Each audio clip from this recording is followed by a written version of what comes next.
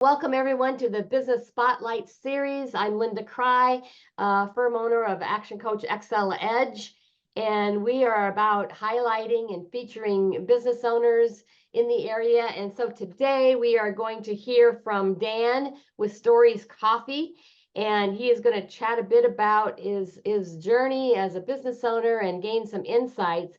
So welcome, Dan, and thank you for spending some time with us today. Thanks for having me on. You're welcome. Let's start by having you just share a little bit about, who you are and your background and maybe why you got into the business that you're in. Yeah, my name's Dan Loutzenhiser. I'm originally from Nebraska area.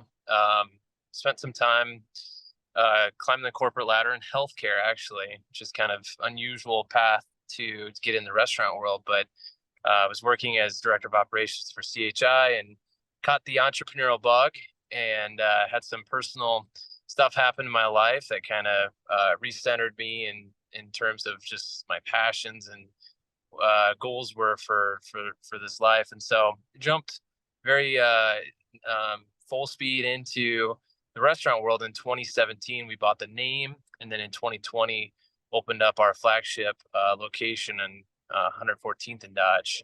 So coffee shop with food, wine, beer, cocktails, live music, kind of a full service coffee shop. But I'm married. My wife is my business partner, and we have 4 girls that is my other full-time job. But just absolutely love what we're doing, and hoping to make something special here in Omaha and Lincoln.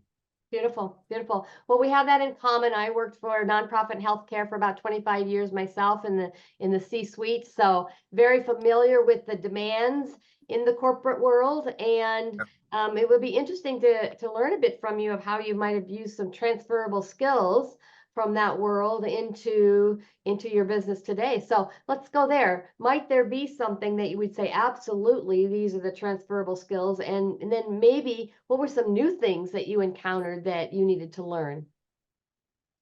I think any industry has some common themes as far as, from a business standpoint. Obviously, in the corporate setting, there's a lot of structure, a lot of formality that at the time seemed a bit frustrating. To sit in hour-long meetings and such. But I kind of look back and I think, some of that is important, and I think that the ability to departmentalize and to create some sort of structure in a small business is kind of an aspiration, a goal of ours as a small business. But knowing we're only a few people, we don't have the resources to degree of a large corporation. But to set that as a standard and a goal to create some organization and such. There are things that we're working on and things that we've uncovered just being new to the small business world, new to the restaurant world. There's a lot of reactiveness versus proactiveness that you're never going to get away from. But we're trying to be a little bit more prescriptive and seeing challenges that might be coming down the pipeline. Beautiful. Clearly, the planning function is an important part of what it is with great intention. And maybe that mindset around, an abundance mindset versus a scarcity mindset. So I'm curious about a mindset shift, right? You're now in business with your wife as a business partner, and the shift of what your role needs to be. How do you define the roles between the two of you, and how do you go about that? I mean, right from the start, it was very raw and uncertain. And so between Brooke and I wearing multiple hats, figuring out which hat fit better for each of us. And then as we've continued to grow and mature, knowing that there's certain things that we're better at and certain things we need to give up. And so to find a diverse team that can help complement us, whether that be a strong bookkeeper or somebody really good with social media, we're starting to give up some of those hats, and very, you know, unpridefully doing so. I think it's going to help us continue to expand and be better as a business. Absolutely. Well, let's go there. You referenced team. As you were growing and building team and the good news, letting go of some of those multiple hats so you can focus, what do you look for in your team members as you're building a high performing team? Somebody that cares. I think obviously there's experience and things that we're hiring into, from a management standpoint or a restaurant, but there's just something about somebody that cares, that is going to go above and beyond and take care of customers in the way that we would want to. And that's hard to identify in an interview. So sometimes we have to take a leap of faith and hire them and then kind of give them the opportunity to prove themselves.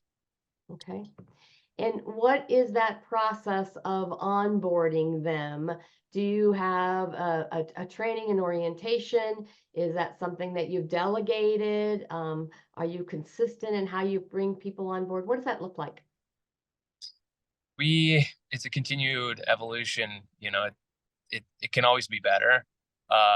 We have, onboarding in the sense that they go through a lot of their HR related stuff, handbook and policies and stuff. But then they shadow. They get to have that real on-site presence. But like any business, I think we can improve upon, just consistency in how things are taught, and then also enforced and monitored and just reinforced. So that's always going to be something that we're going to have to continuously be improving upon. But it's come a long ways from the first few months that we were open.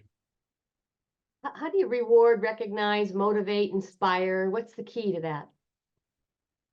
I think each person's different. So somebody may like public recognition, others may like just a simple written note saying thank you and we appreciate you and see what you're doing.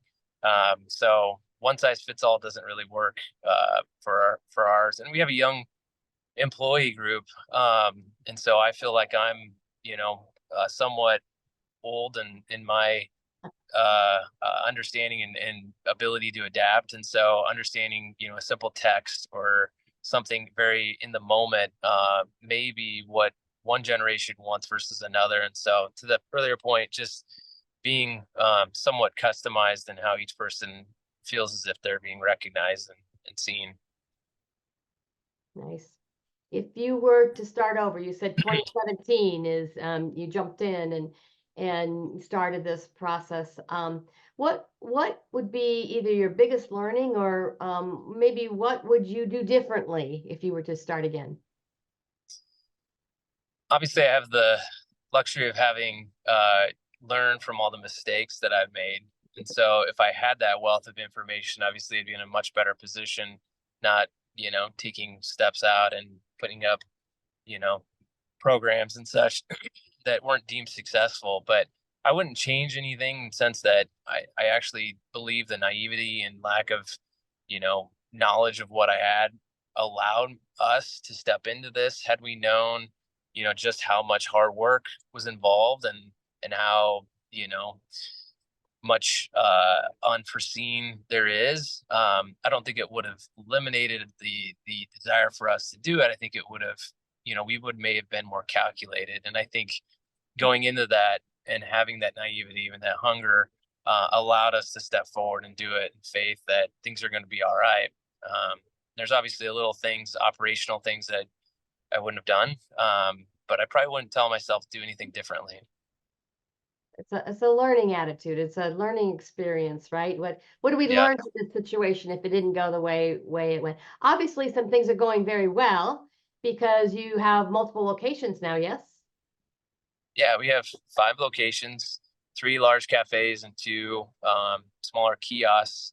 But yeah, things are going well. Obviously, always got to be mindful that things come and go. And so we're constantly trying to improve and be better. But yeah, it's going well. What would you attribute your success or your growth to? Are there a few things that you'd say, yeah, absolutely, this was key in our growth and really moved us forward? I think there's a multitude of things. I mean, obviously, um, God takes you through multiple different paths. In the time you think, this is the worst possible time to open right in the middle of COVID, March 2020. But in hindsight, each challenge only has made us better in the sense that we've refined who we are. We've very fortunate with the location we picked out, very fortunate with some of the market dynamics, with Starbucks closing and other places, being slow to open back up. And so I can't attribute to one thing other than, just the grind. And, I don't call it luck. I don't believe in luck, but I know God's been very graceful and giving us, in spite of our naivety and lack of understanding and, the foreseeable future, the ability to be blessed in multiple different ways. So I can't pinpoint one thing other than just hard work and, God's favor, I guess. Beautiful. I hear your strong faith convictions, and obviously it takes a lot to be able to not only raise a family, to also grow a successful business, create jobs. So let's talk a little bit about work-life integration. You talked about your beautiful family and your business partner and your wife, your children. What does that look like for you? What's the key to work-life integration for you? I guess being able to step aside when we are in the moment, with 4 kids, I can't be doing both. I just realized that here recently that I'm either going to do both of them pretty bad or and I think being able to unplug but still being available. It's always we're always on, we're always thinking, and we genuinely love what we're doing. So if I'm watching a football game after the kids has gone to bed, I'm still going to pull up my inbox and respond to people or pull up Google, and I just enjoy it. And I think that's probably the key, is that you don't have to completely disconnect, but when you do disconnect, figuring out the timing and all that. And it may be different for everybody, but that's just, and it's not perfect, that's for sure. I'm sometimes present, but my brain's not. So I don't have it figured out completely yet. Yeah, well, it's a journey. It's a journey. And, I truly believe that your business should give you more life, not suck the life out of it, right? So, Yeah. if you continue to focus on that and be mindful and grow, because it really matters. You're modeling this for those young ones as well, right? Yep. Exactly. Absolutely. So I'm curious, what are you still trying to figure out? What are you working on? What's in front of you as maybe the next business challenge that's facing you? Well, it's been super exciting. Brooke and I have been working at this for several years, and now we're looking at, how do we continue to refine things and to grow and be sustainable. And recently we're starting to partner with a family group in town that's going to help us kind of take things to the next level. Look at systems, look at scalability, look at really data, and look at who we are as a business. And so we're maturing as a business, and this partnership that we're moving into, I'm super excited about, and know this is directly the path that we're supposed to be going down. And that, I think, in itself will open up a lot more opportunities for us just to be providing a better product and better consistency across multiple locations. Beautiful, beautiful. I share that philosophy with you. I truly believe it's about people and process. And systems for us is saving yourself time, energy, and money. And Yep. we've got to put in those systems and make sure that we stay relevant and they aren't outdated and such. So congratulations for you on that regard. One last question for you, if I could. When you think about advice to your younger self, what might that advice to your younger self be, and what wisdom might you share with us? I think, like anybody, I think we all want to serve a purpose and to make a difference in this world. And I thought, from the start, it had to be in an industry that, was directly tied to caring for people, like healthcare. And I realized then, it doesn't. It could be in multiple different industries, finance or restaurant or healthcare. I think we're all in this world for a short period of time, and to be able to make it a better place, we apply our God-given talents and the jobs that we're supposed to be in, and at the time. So I think I was hot and heavy on this healthcare thing, and to not say I wouldn't have changed that, because it has shaped who I am and my abilities to do things, but to not be so bent on one specific job, but to be flexible and to look at it as it's just a continual learning opportunity. So Not that I would want to change anything to my earlier point, but it's just interesting to see how life takes you through multiple different paths to get to where it needs to be. Absolutely. Paths and seasons. You encounter different people to do life with, and you learn to share different values. And it's really exciting when you think about the contribution that you're making back to the community and to your family. That's exciting. Totally.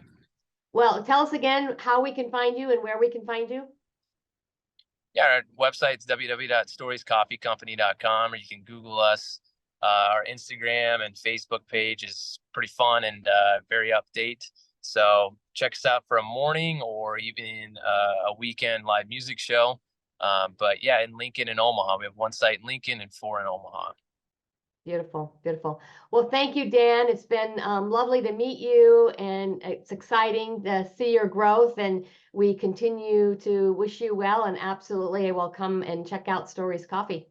Awesome. Thank you so much for having me on. You're welcome.